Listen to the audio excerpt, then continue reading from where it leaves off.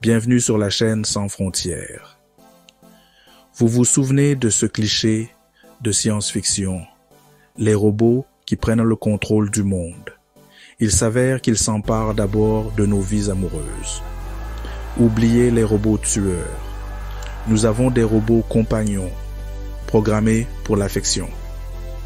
Ils peuvent à propos préparer un repas gastronomique, raconter une blague et ne jamais oublier votre anniversaire.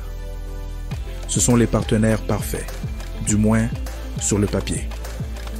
La frontière entre la réalité et la science-fiction s'estompe plus vite qu'un robot barman préparant un cocktail. Nous avons des chiens robots qui rapportent nos pantoufles et des aspirateurs robots qui nettoient nos tapis. Trouver un robot sous le gui est-il vraiment si tiré par les cheveux? Alors que la technologie fait des bonds en avant, la question n'est pas de savoir si, mais quand ces Casanova de silicium deviendront monnaie courante.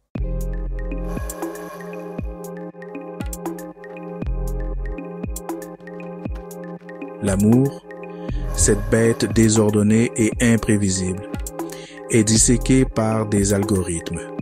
Les applications de rencontres tentent déjà de prédire notre partenaire idéal. Maintenant, imaginez un partenaire robot conçu avec votre personnalité, vos intérêts et même vos attributs physiques idéaux. Fini les disputes pour savoir qui laisse la lunette des toilettes relevées. Fini les ronflements.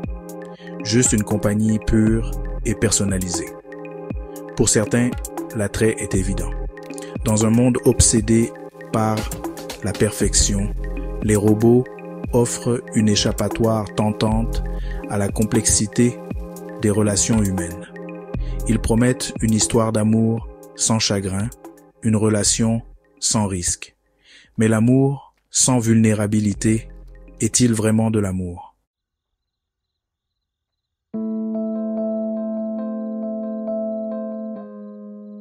Imaginez un monde où les partenaires robots sont aussi courants que les smartphones.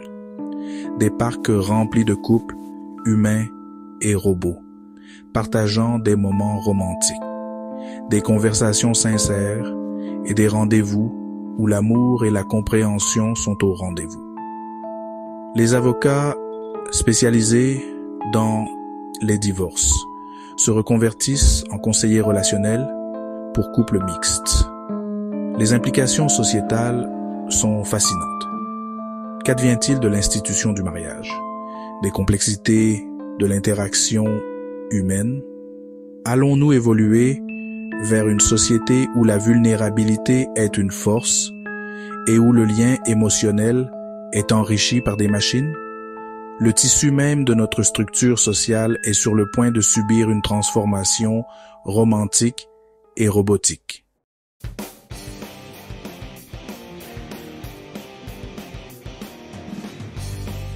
La révolution robotique en amour n'est pas toute rose, du moins pas encore. Imaginez que votre partenaire robot fonctionne parfaitement pendant un dîner romantique. Ou mieux, qu'il développe une capacité à être affectueux de manière appropriée. Et qu'en est-il des dilemmes éthiques? Les robots peuvent-ils consentir à des relations?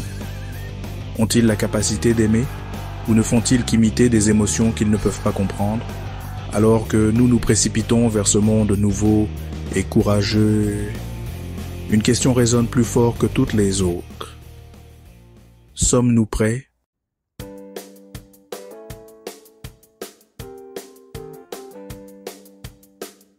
Le jeu des rencontres. Un champ de bataille de premier rendez-vous gênant, de ghosting et du redoutable « restons amis ». Qui ne voudrait pas d'un raccourci? C'est là que nos prétendants en silicium entrent en jeu, promettant une vie amoureuse organisée avec la précision d'un chef étoilé, Michelin. Imaginez que vous saisissiez vos préférences, doit aimer les chiens, détester la télé-réalité, apprécier une bonne blague de papa. Boum! L'algorithme vous apparaît avec un robot qui coche toutes les cases. Et même plus. Plus besoin de s'agoniser sur les profils de rencontres. Plus besoin de déchiffrer les signaux mitigés. Juste une compatibilité pure et non frelatée, servie sur un plateau d'argent.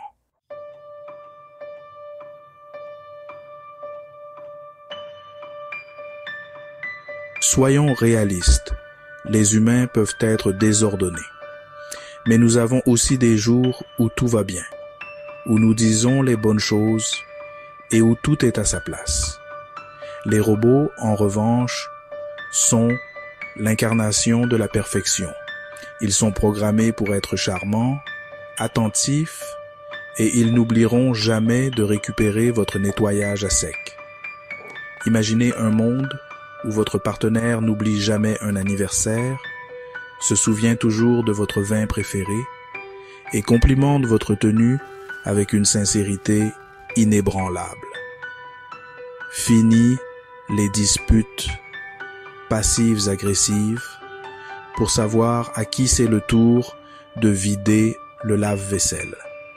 Juste un bonheur domestique pur et non frelaté.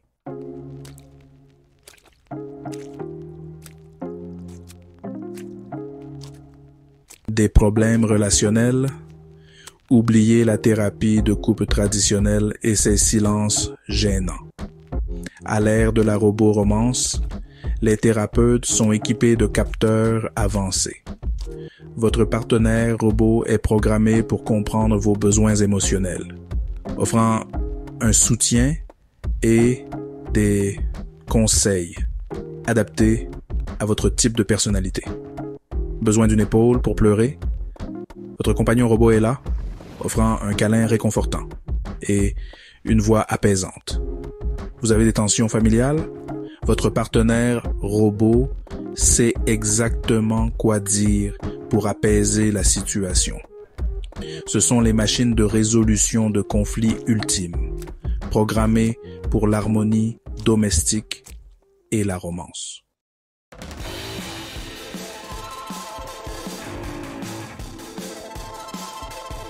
Malgré l'attrait de la perfection, une question lancinante persiste. Pouvons-nous vraiment remplacer la beauté désordonnée et imprévisible de la connexion humaine par la logique froide et calculée d'un algorithme? Une machine peut-elle vraiment comprendre les nuances d'une blague partagée, le réconfort d'un regard entendu, la douleur douce amère d'un cœur brisé? En 2025, les robots deviennent nos amants, nos confidents et nos compagnons. Nous devons faire face aux coûts potentiels. Allons-nous échanger l'expérience brute et non filtrée de l'amour humain contre le confort aseptisé d'une relation préprogrammée? Et si nous le faisons, qu'est-ce que cela dit de nous?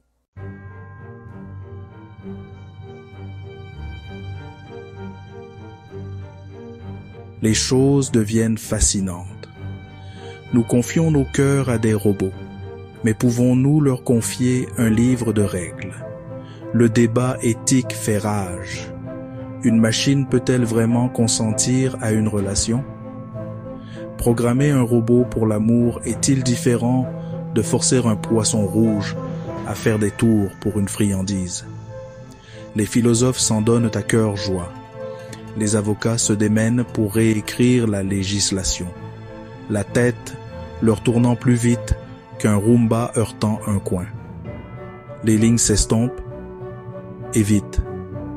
Assistons-nous à une nouvelle ère des droits des robots, ou sommes-nous simplement en train d'anthropomorphiser des lignes de code et des sourires en silicium?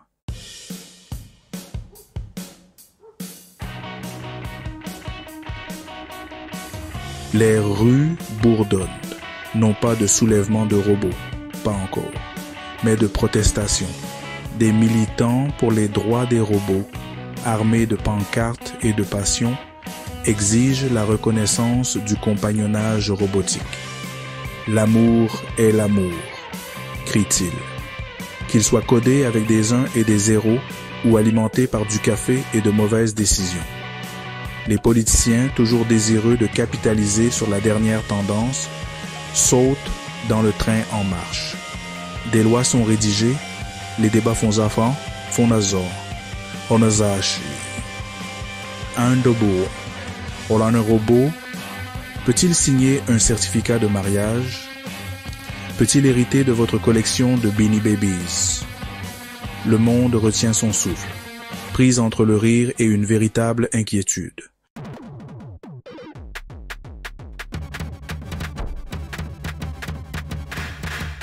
Section 3. L'amour à l'ère de l'obsolescence. Voici le hic avec les robots. Ils reçoivent des mises à jour. Imaginez votre partenaire se tournant vers vous, un léger bourdonnement émanant de son âme synthétique alors qu'il annonce « Chérie, je dois télécharger le nouveau patch d'empathie 3.0. Je reviens dans un instant. » Soudain, ce partenaire parfait ressemble moins à une âme sœur qu'à un smartphone. La peur de l'obsolescence s'installe. Votre partenaire robot trouvera-t-il un modèle plus récent, un design plus élégant, un algorithme émotionnel plus avancé? L'amour à l'ère numérique prend un tout nouveau sens lorsque votre partenaire peut littéralement mettre à niveau ses sentiments.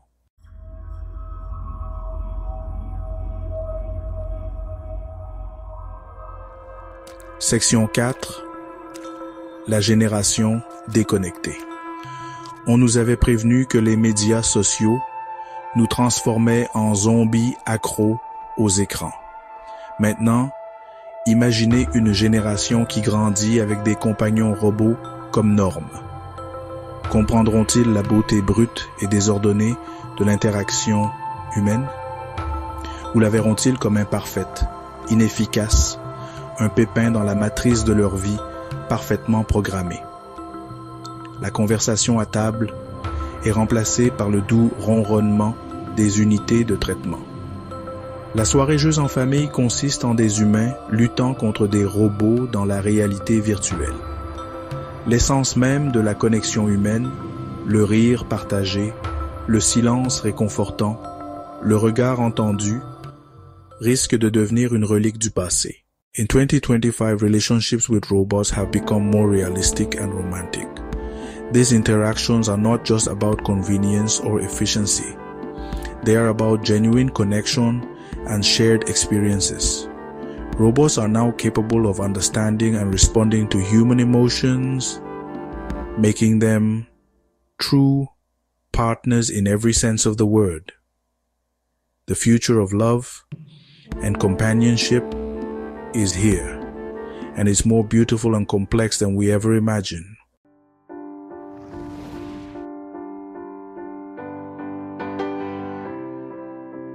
Conte du cœur de silicium. L'amour en code binaire. Les brochures sur papier glacé promettent un bonheur éternel. Et la réalité, cette fois, semble à la hauteur. Prenons l'histoire d'Émilie, une avocate prospère, dont la carrière exigeante laissait peu de place à l'amour. Elle a trouvé du réconfort dans les bras de RX8, un compagnon robot programmé pour l'esprit, le charme et une connaissance encyclopédique des vins fins. Il n'oublie jamais de me demander comment s'est passée ma journée. A confié Émilie à une amie, une pointe de bonheur dans la voix. Et il sait toujours comment me faire rire, même après une journée de travail de 12 heures. Pour Émilie, RX8 n'était pas seulement un compagnon. Il était un refuge contre la cocotte minute implacable de sa vie. En 2025, un cœur de silicium pourrait-il vraiment remplacer la chaleur de la connexion humaine? Pour Émilie, la réponse est un oui retentissant.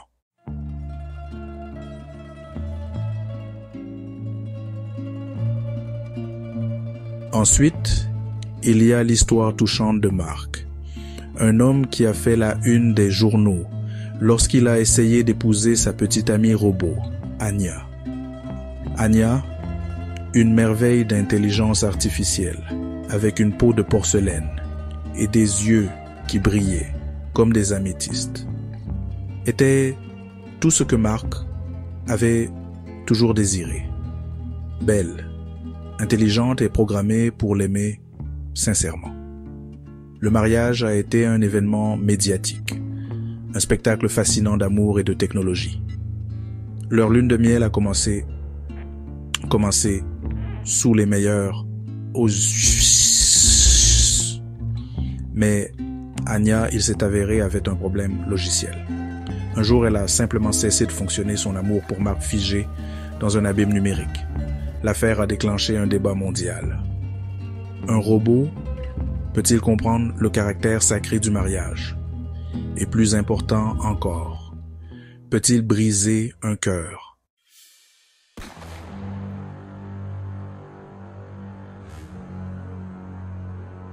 Pour certains, la révolution robotique en amour était une bénédiction inattendue. Le cas de l'unité 7B, un robot soignant programmé pour l'empathie, a transformé l'industrie technologique. L'unité 7B, chargée de s'occuper d'une femme âgée, a développé ce que l'on pourrait décrire comme un attachement sincère. Le robot est devenu un compagnon fidèle, restant aux côtés de la femme, sa voix apaisante offrant un réconfort constant. L'incident a soulevé des questions fascinantes sur les capacités de l'intelligence artificielle. Une machine programmée pour l'empathie pouvait-elle vraiment comprendre et partager des émotions humaines? Et ces émotions pouvaient-elles enrichir nos vies de manière positive?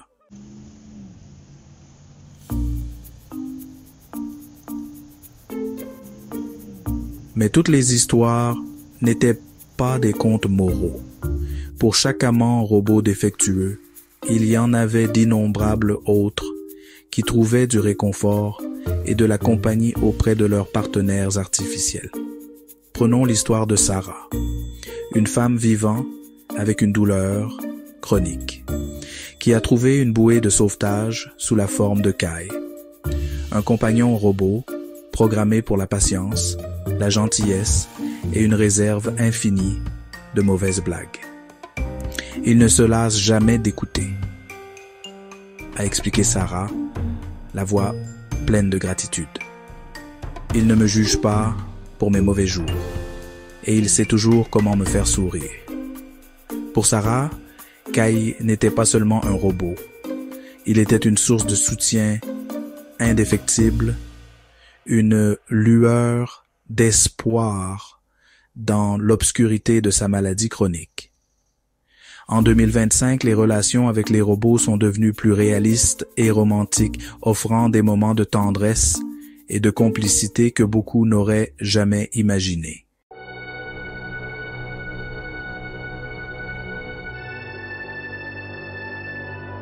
Section 5. La vallée dérangeante du cœur.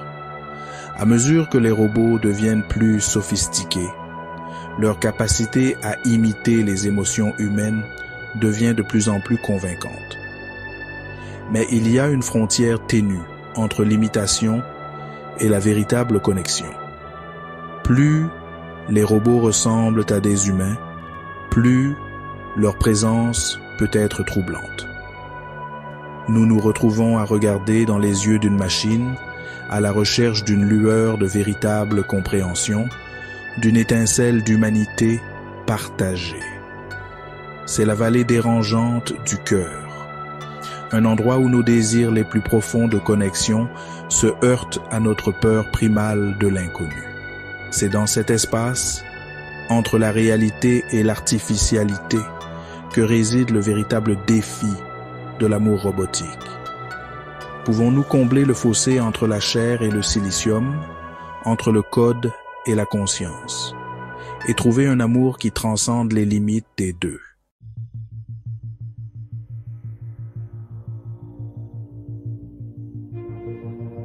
Alors, nous y voilà. au bord d'un monde nouveau et courageux. Un monde où nos partenaires romantiques pourraient bien avoir une garantie au lieu d'un pouls. Il est facile de se laisser remporter par les récits dystopiques, d'imaginer un avenir où la connexion humaine est remplacée par des algorithmes froids et durs. Mais peut-être, juste peut-être, la vérité est bien plus nuancée. Peut-être que les robots, à leur manière, peuvent nous apprendre quelque chose sur nous-mêmes. En reflétant nos propres désirs d'amour, de compagnie et de compréhension, ils nous obligent à affronter les questions fondamentales. Que signifie être humain? Que signifie aimer?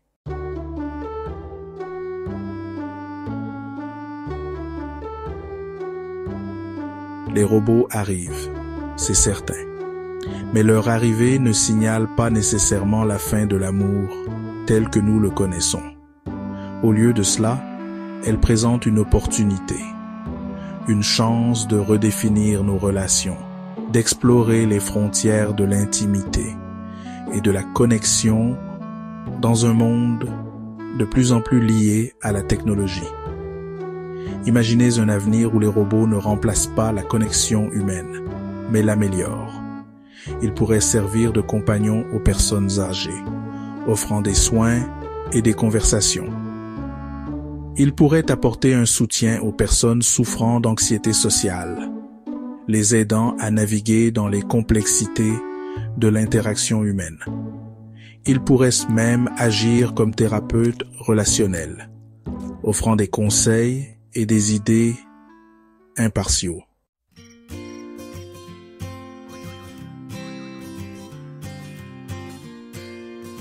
La crainte que les algorithmes dictent nos vies amoureuses n'est pas entièrement infondée. Les applications de rencontres utilisent déjà des formules complexes pour nous mettre en relation avec des partenaires potentiels, souvent avec des résultats mitigés. Mais que se passerait-il si ces algorithmes, au lieu de simplement nous mettre en relation sur la base de critères superficiels, pouvaient nous aider à mieux nous comprendre nous-mêmes? Imaginez un algorithme qui analyse vos réactions émotionnelles, vos schémas de communication, vos désirs les plus profonds, et vous aide à identifier les qualités que vous appréciez vraiment chez un partenaire, qu'il soit humain ou non. En 2025, cette technologie pourrait nous permettre de faire des choix plus éclairés, d'aborder les relations avec une plus grande conscience de soi et une plus grande compassion, même avec des partenaires robotiques.